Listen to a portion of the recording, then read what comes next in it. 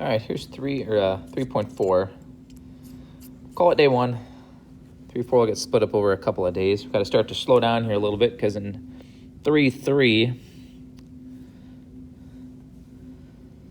you got a bit of stuff about long division and synthetic division thrown at you.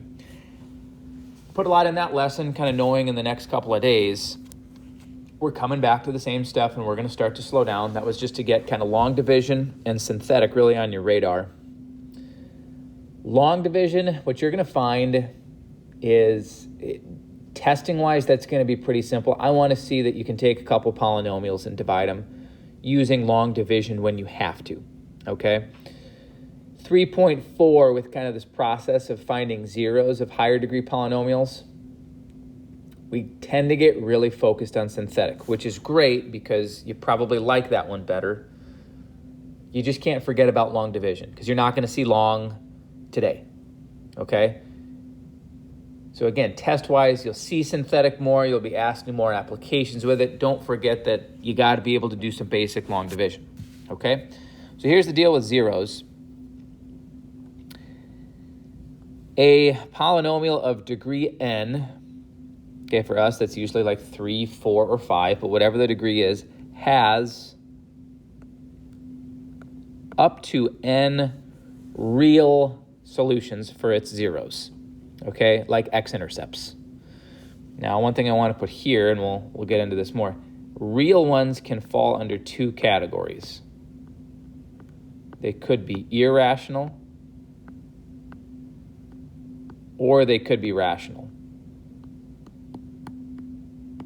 We'll see both. We'll really get particular about how to find rational ones, okay? Now, it doesn't mean if a polynomial is degree 4 that it's going to hit the x-axis 4 times because it could have imaginary solutions. Okay, we'll see those in both days of 3.4. But if you're going to include the imaginary solutions, then you don't have to say up to.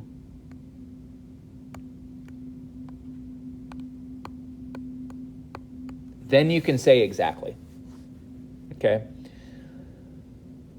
So you can actually think of it in like 3 categories. Irrational, rational, and imaginary. Those 3 together will form all the zeros. And if a polynomial is degree 5, it has 5. Okay? Doesn't mean it has 5 x-intercepts. Okay? Because you could have some imaginary ones. So here, I'm going to go 1, 2, 3 right in order here. Here's a line. Okay, which we've talked about this a little bit, that if you wanted to think of a line as a polynomial, you could. Like, its graph has really different characteristics because it's not a curve, right? Its slope is constant, but it follows all the properties, right? It's a first degree polynomial, so we had said that it could change directions n minus 1 times. Well, 1 minus 1 is 0, so that would mean lines can't change directions. Well, that's exactly right. Lines can't change directions, okay?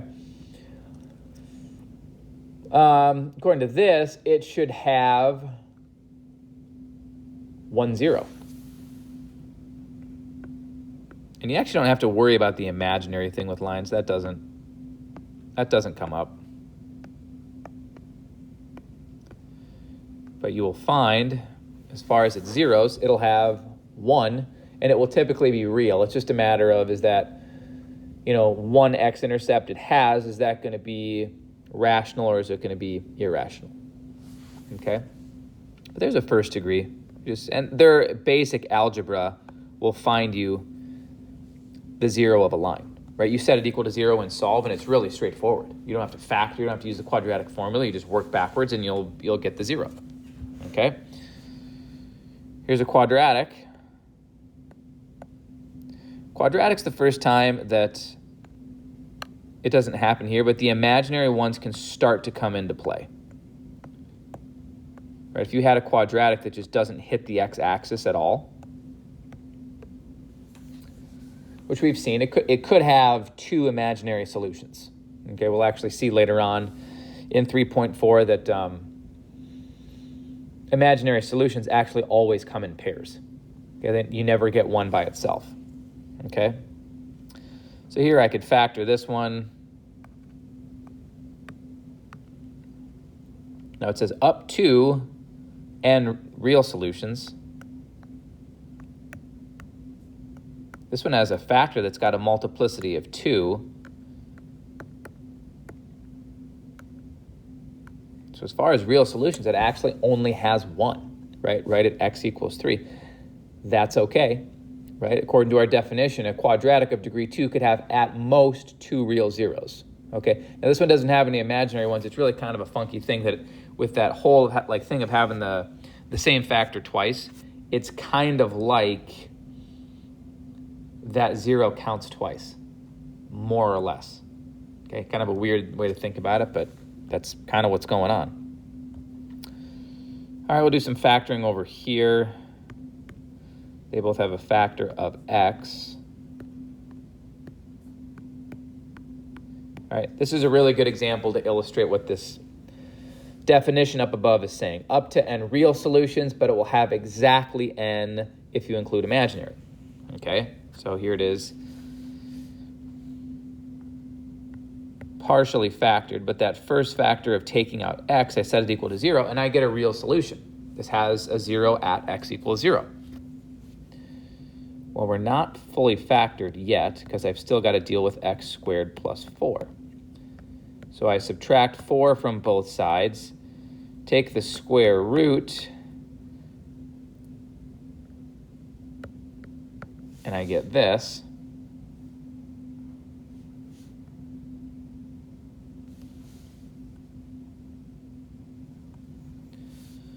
Which would be plus or minus 2i.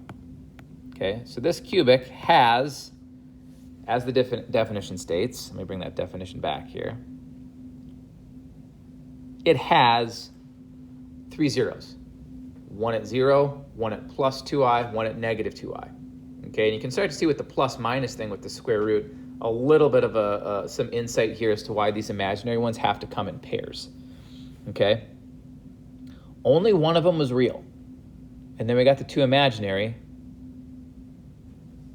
but together we have 3. Okay, again, with that up to n real solutions, you would know if you're looking for real ones, if you had a cubic, you're not going to find 4. At the very most, you could find 3. You might find less. If it has imaginary ones, you could end up finding less. All right, next 2 slides, I'm going to introduce what's called the rational zero test. Okay, here's how this works. Basically what we do is we look at all the factors of P and Q.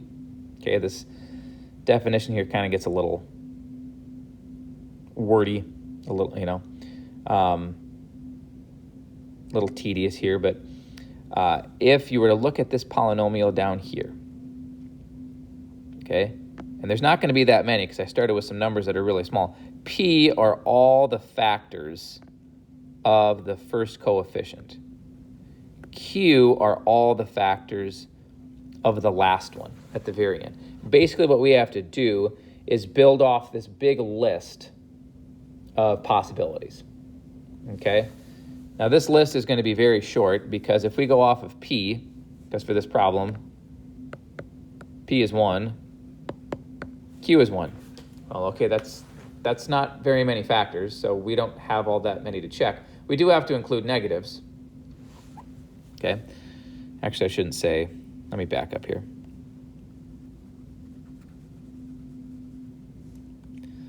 If I stick to our definition, A sub n is 1 and A sub 0 is 1, right? The coefficient in front of the first term and the last. P over Q is all the factors of both of those, which isn't very much. Plus or minus 1 over plus or minus 1. If I were to list off every single possibility, there's only 2. There's only 2. Okay? What this would do if I'm looking for rational zeros, and I can't stress this point enough, this test would find potential rational zeros. Don't get that confused with real, okay? Because as we said on the previous slide, real zeros can be irrational, okay? Those are numbers that can't be written as fractions. This test would take care of all of the zeros that can be written as fractions. It'll do nothing to find irrational. Okay, and it does nothing, well, it can do some things to help you find imaginary ones, but from doing the test itself, you don't find them. Okay, not the imaginary ones. Okay, so what this is basically saying is it's giving you a list of numbers to do synthetic division with.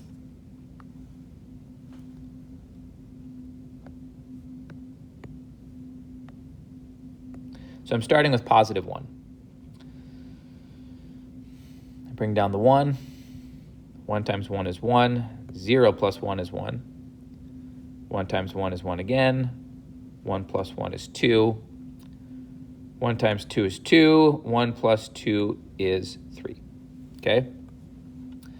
Now you're probably sitting there thinking, what the heck? I thought you said this was the rational zero test. It finds us all of our rational zeros. Yeah, kind of. The list that it puts together for you, in this case only 2 numbers long, are all the possible rational zeros. Okay? All the possible rational zeros. Doesn't mean you're going to find one. It means if it has any rational zeros, this list has them on it, so then you would just have to go and check. Okay? That didn't work. I've only got one other possibility, which is to check a negative sign? Not quite. How about negative 1?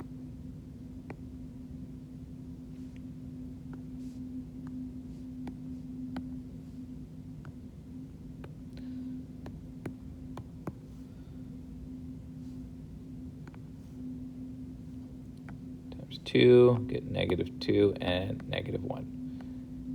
Right? Remember, if we're checking that term to be a 0, we need, the number we use for synthetic division, in this case 1 or negative 1, we need to get 0 as a remainder. Okay? It didn't happen. So what this would tell me, if I'm going to go back to this cubic, it has no rational zeros.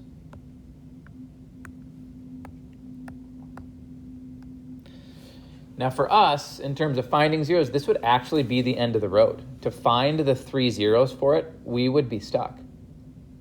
Okay? We need, like, if we start with the rational zero test, we need some progress. It doesn't have to be amazing, but we need some to kind of get going. Because here's what's going on. Okay? There are 2 possibilities of what is left. Okay?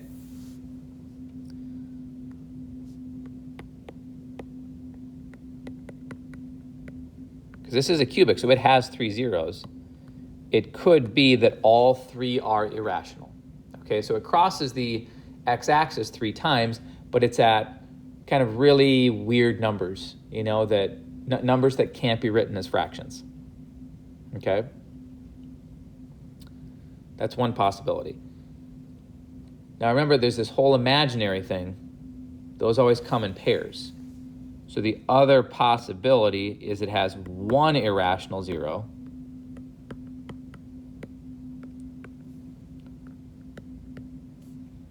and 2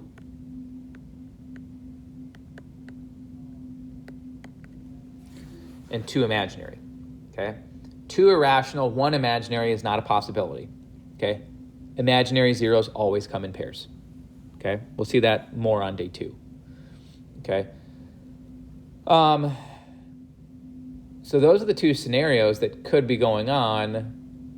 The rational zero test did not help us make any progress. If we had found just 1 rational zero, we would have been able to find the remaining ones. Okay? We'll see that more on this next slide. All right, so here the goal is exactly the same. I've got a cubic, it's got 3 zeros. I want to find them. Okay, that first one was just kind of bad luck. Like, it was a nice problem because we didn't have many zeros to check for the rational zero test, but it was a bit of a bummer because we didn't make any progress. We couldn't find anything. Now this list is going to be a little bit longer, okay? I start with because if I go back up to here, right?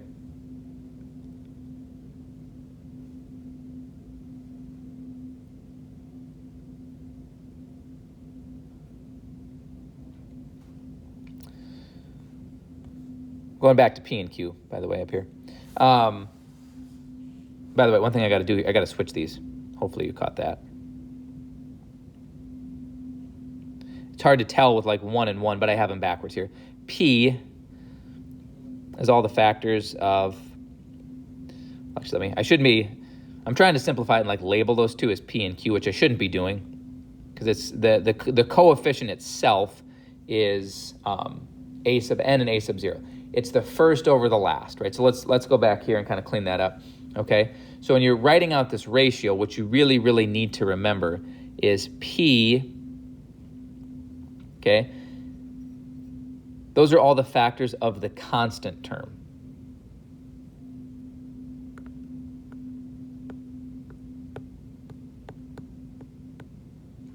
Okay? Q is the coefficient that's coming from the first term.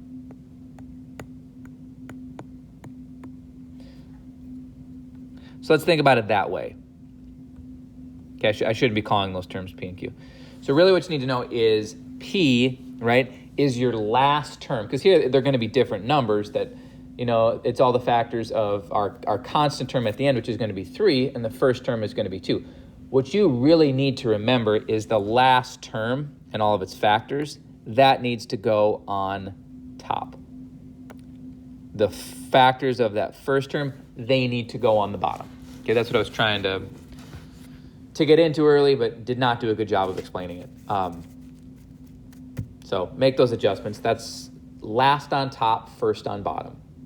Okay, if you can remember that, all this like picky notation of the letters and the subscript doesn't really matter, and you don't need to remember it. Okay, so let me show you what I mean with this next example. Okay, I gotta write off my list to check my rational zeros. Okay, as I put together this ratio from the rational zero test, all that's really important is I keep in mind which factors go on top, which go on bottom. Okay, that last term, which is 3, it does not have many factors, plus or minus 1, plus or minus 3. That has to go on the top. And then the first term of plus or minus 1, plus or minus 2, that has to go on the bottom. Now we got to list off all the possibilities. Plus or minus 1, plus or minus 3. So I'm like doing the division, okay? Now I see plus or minus 1 over plus or minus 2. That means positive or negative 1/2 is a possibility.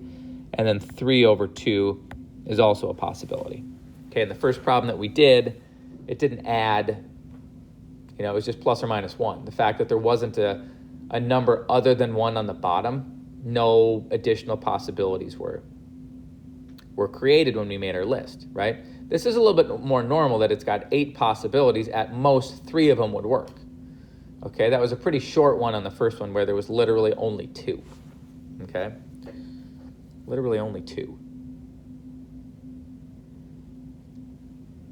Now, if you were to use a calculator to help you in this process, you can. I don't mind if you cheat a little bit to kind of check and see which ones work. For the reason that, you know, if you were to go like really old school with the rational zero test, it would basically say start at the beginning, start doing synthetic division to check possibilities, like we did in the previous one that we checked 2 and neither one worked.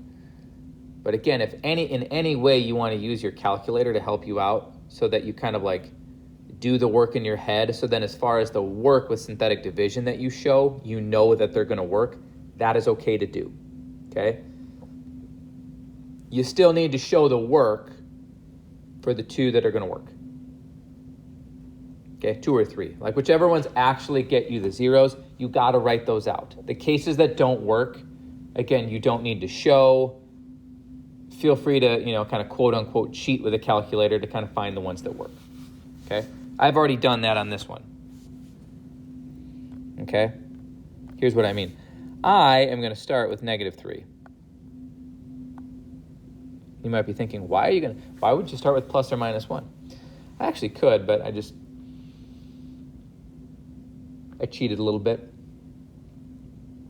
Took a look, made a little table on my calculator, punched in a few numbers, right? I happen to know, spoiler alert, negative 3 is going to work, okay? Again, you should feel free to do that too. All right, so 2, 3, negative 8, and 3. Bring down the 2, multiply it by negative 3, and I get negative 6. Add those, I get negative 3. Those multiply to get 9. Negative 3 times 1, remainder of 0. Okay? This is just for your notes. You don't need to write this out.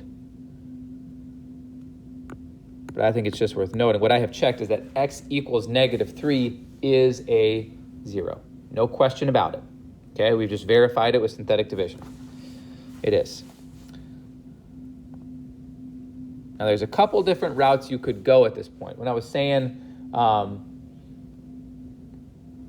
okay, in the problem before, I was like, to find all 3 zeros, we really just needed 1, okay, because we had a cubic, right? So remember, I'm not going to do it this way, but I want to make note to you that you could. At this point, from reducing the quadratic, or excuse me, reducing the cubic 1 degree to a quadratic, that's what you have left, right? And anytime you're doing synthetic division and you reduce the power to a quadratic, you can always, because of the quadratic formula, you can always find the last 2. Doesn't matter if those last 2 are rational. Doesn't matter if they're irrational. Doesn't matter if they're imaginary. It'll always find the last 2, okay? On the previous problem, I couldn't find 1. Right? I was looking at that one knowing if I just verify 1 rational 0, I can get it reduced to a quadratic and I could find the other 2, but I couldn't find that first one to get started. Okay, so you could work with that quadratic from this point. I'm going to keep doing synthetic division because I've cheated and I know that 1's going to work.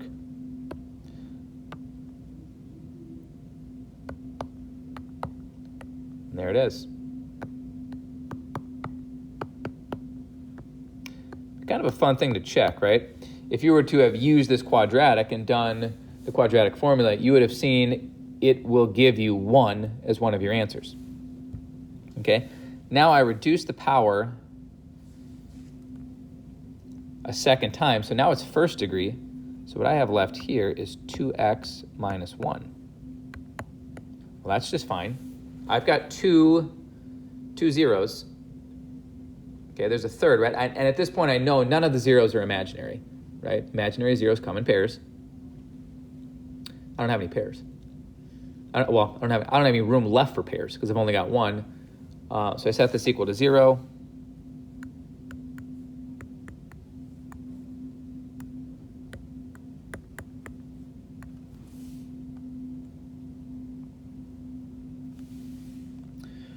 We're getting close.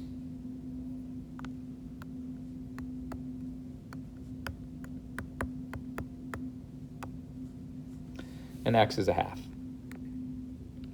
This one actually if you looked up above again, you'd actually see 1/2 is on our list.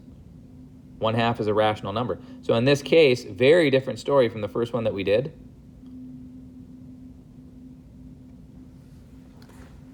This one had 3 rational zeros. Okay, not only did it not have any that were imaginary, didn't have any irrational ones either. Okay. If you had worked with the quadratic, right? If you had done synthetic division once and then worked with the quadratic from right here, again, the quadratic formula would have given you the solutions of 1 and 1/2. It also would have been factorable, okay? So you could take that approach too. Just know that if you do like the first round, I had to do synthetic division. I chose to do 2 rounds, okay? But if you had just done 1 and you get it down to a quadratic, you have all kinds of options. Okay? You could continue to do more synthetic division if you want to keep checking possibilities, or you can just work with the quadratic. okay, that function itself, factor quadratic formula, okay? But once you get it down to that quadratic, we're guaranteed we've got the last two, okay? Okay, that's all for day 1. More to come on factors and zeros in day 2.